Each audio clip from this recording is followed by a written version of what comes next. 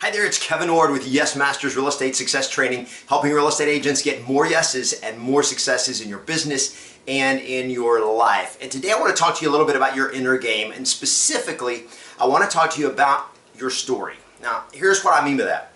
All of us have a perspective about who we are, where we are in our life, and why we are where we are in our life. And here's the reality, and I'm just going to tell you the flat out truth, and you got to take it because it's the truth. And here it is. Whatever your story is, it's mostly fiction. Okay? It's just the reality. If you think you're awesome and you're a superstar, you're probably not quite as good as you think you are in those moments of ego.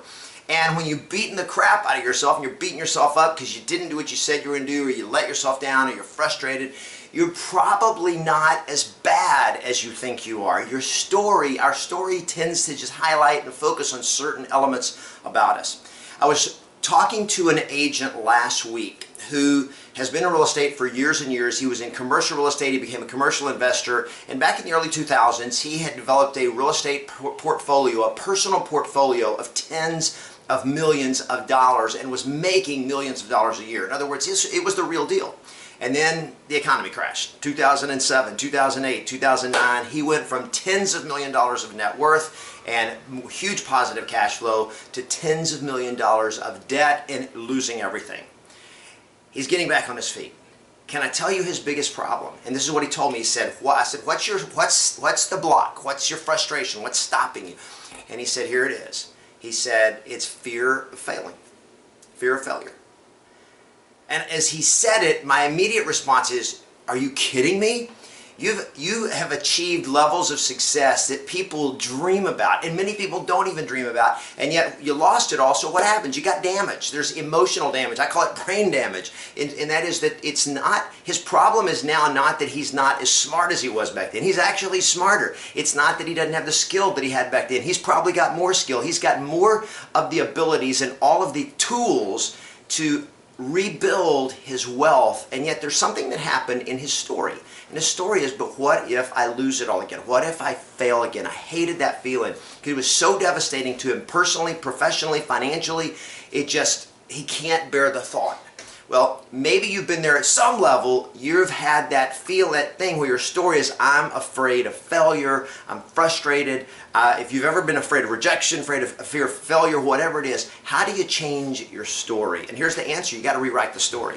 Now the question is, okay, I got to rewrite my story. So there's no way I can fail. The universe joyfully conspires in my favor. Things always go my way. That has to become your story. That you are infinitely powerful, that you are totally confident. You've got to have that. Now just saying it doesn't create it. So now I'm going to just give you a real quick strategy that, when I say quick, it doesn't mean it's going to happen immediately, but it happens extremely fast in helping you make this transition. And this is not anything new. It's not new technology in terms of psychology or mindset, the inner game. It's not new. However, they've established through neurosciences now that physiologically what used to they just could observe, now they can prove that scientifically this happens. And it was called by Napoleon Hill in his book Think and Grow Rich, the power of autosuggestion. One of the things that's been called a lot recently is called the power of visualization. And Napoleon Hill even talked about it back nearly 100 years ago. And it's not, again, it's been around for thousands of years. And that is, changing your story is not just a matter of affirmations. The idea of affirmations is pretty powerful. I like the concept of declarations because it's more forceful than an affirmation. A declaration is stated with boldness, it's stated with conviction and passion, and yet it's still not enough, because you can't just say it over and over again. And how many of you have ever done that? You've said it over and over and you still didn't get the result. So here's the next step. So affirmations are great, declarations are even better, and the most powerful of all is visualization. And here's just a very simple way to do it. You close your eyes and you relax your mind, you breathe. If you've ever practiced good meditation of quieting the mind, it's extremely powerful. And then what you do is you have to visualize, literally feel yourself and see yourself in the situation that you want. Okay? Because if you ever woke up in the middle of the night and you had this cold sweat and it was just like, oh no, and it was like stress because of something going on in your life, or something you were afraid that was going to happen, or some fear you had, or some worry that you had. And here's what's happening. You're visualizing, and even in your sleep, your subconscious was visualizing, what if that happens? What if that goes wrong? And the power of visualization is so compelling that your whole physiology, everything in you, your physiology, your psychology, it all freaks out, or it all responds to it. Well, what you got to do is do controlled visualization and start visualizing what you want, not what you don't want. So let's say you have a future and you want this to happen. Okay, visualize yourself being in that situation, already there, as if you were already there, and literally feel the feelings you would be feeling. Think the things you thought you would think. What would you be seeing? What would you be hearing? What are the smells that you smell? What are you saying to yourself? And literally put yourself in that state and in that place. That may take a little bit of effort for some of you, but the reality is every single one of us already do this. When we worry, we just create the story, we just visualize what we don't want instead of visualizing what we do want. Now I'll give you one other strategy. If you say, well, I just can't feel it. I can't feel myself doing it because there's been so much pain, so much damage. Well, think of what you've ever done. I think of the agent that I talked to that had tens of millions of net worth and all of that, is to say to him, look, here's what I want you to do.